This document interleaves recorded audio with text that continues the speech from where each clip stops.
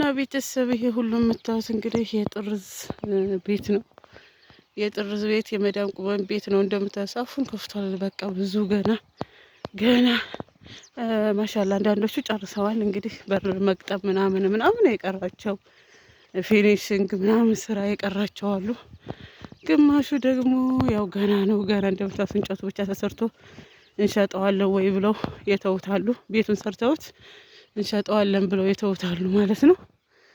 ብቻ ብዙ አይነት ቤት ነው እዚህ ምሪት ውስጥ ያለው እላችኋለሁ። እና ይሄ አባደም ገንዳ ምሪት ይባላል ማለት ነው። ቁጥር 2 ቦራ ሜዳ፣ ቁጥር 2 ቦራ ሜዳ ምሪት ማለት ነው። እና ይሄን ይመስላል። እኛ መንገዳችንን እየተሰተስትን ነው።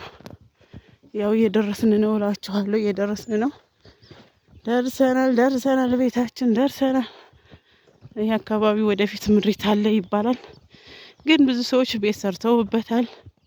ቤት ሰርተዋል ማለት ነው። ምን እንዳሰቡ ባላቅም ግን ምሪት አለ ይባላል። እዚህም ሲፈልጉ መናኸሪያ ምናምን እዛ አካባቢ ነው የሚሆነው ይባላል። ወይ ገበያ እዚህ ነው የሚሆነው ይባላል።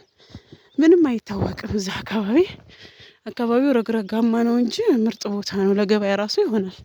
ሰፊ ቦታ አለ። የአብዛኛውን የገበሬ እርሻ ነው እንጂ ማለት ነው።